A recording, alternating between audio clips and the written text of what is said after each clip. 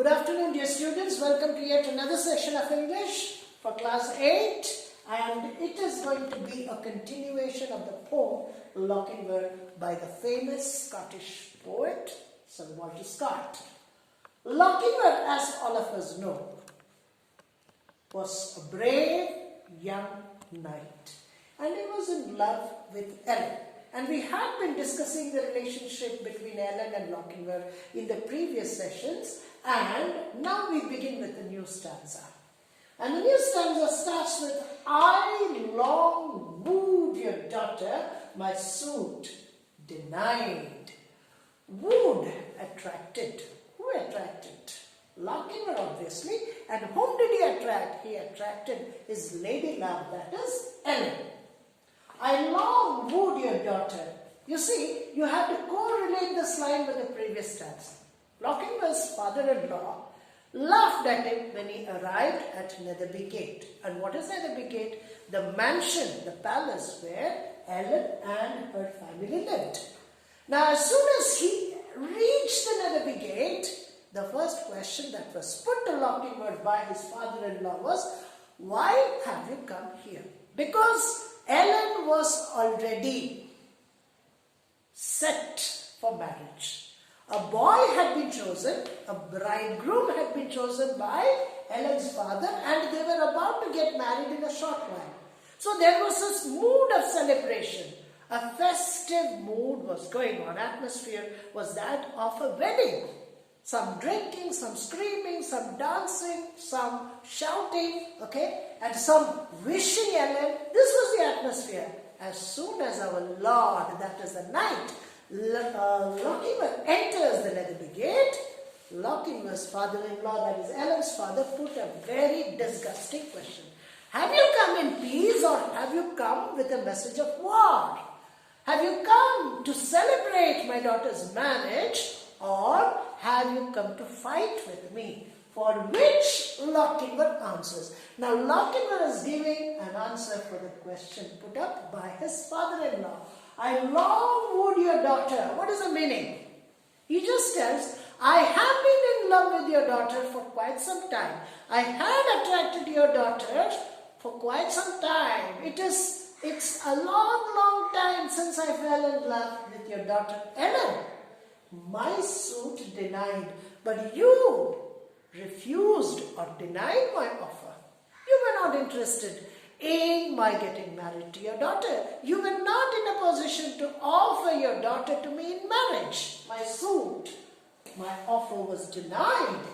Love swells like Solway. Solway was a lake in Scotland, and Scotland is known for many lakes and rivers. Probably it's a river. Love swells like Solway. Swelling. What do you mean by swell? Increasing. When the waters of a river or a lake, when they increase, they begin to swell. So when I say the river swells, it means the flow of water in the river is strong. Love swells like Solway, like the river, but ebbs like its tide. So it swells, and at the same time the waters go back. The waves crash onto the shore, the swelling waters crash onto the shore, and again they go back. When they go back, it is calm. So that is the condition of Lochinvar. My soul is full of love for my sweetheart, that is Ellen, and love swells like Solway. It increases like the waves, like the level of water of Solway. But at the same time, it ebbs like its tide. The water is trying to go back again. So my heart is full of love, and at the same time, sometimes I become sad. The love increases and swells day after day, but at the same time, when I come to think of the denial of my proposal, the denial of my suit, then I have to be calm sometimes. So I am disturbed. Lochinvar's soul is disturbed like those waters of Solway. And now I am calm. This line is very important. Now I am calm. What does this line say? He is determined. I have come with a purpose. I have not come just to enjoy the marriage of your daughter, or I am not here to join your celebration. That is not my aim. I have come here. But for what have I come here? Now I have come. I have come here with this lost love of mine. My love was lost. I was in love with Ellen. My heart was filled with a passionate love, like the waters of Solway. It was bubbling, bubbling and bubbling. And my love was beyond any boundary. And I have come with the same love. And for what have I come with that same love? To take away your daughter. And now I am come with the lost love of mine to lead but one measure, drink 1 cup of wine. See the rhyming scheme, wine and wine.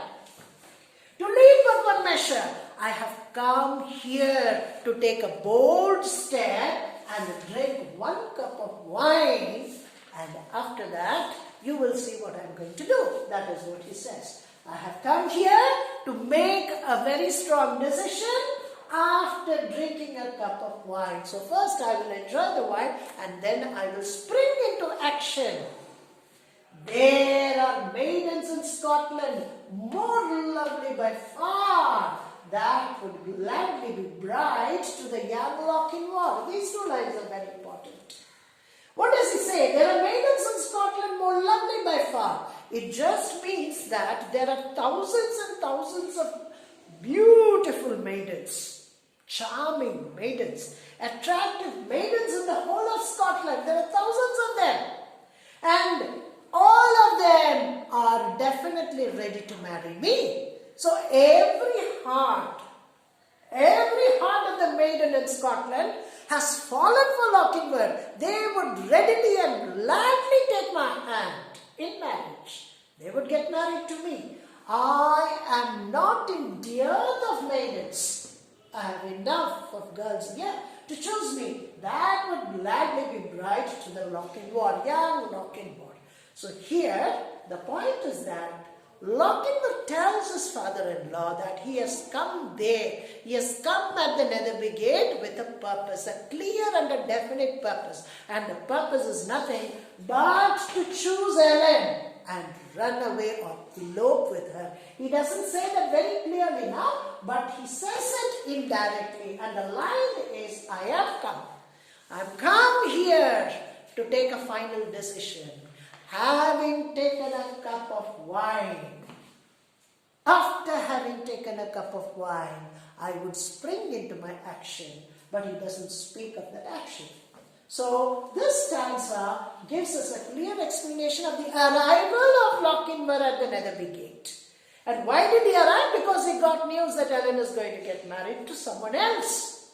And Lochinvar's father-in-law insulted him, putting up a question whether he has come there with peace or with war. For which Lochinvar says, I have come, now let me enjoy the wine that you're serving me.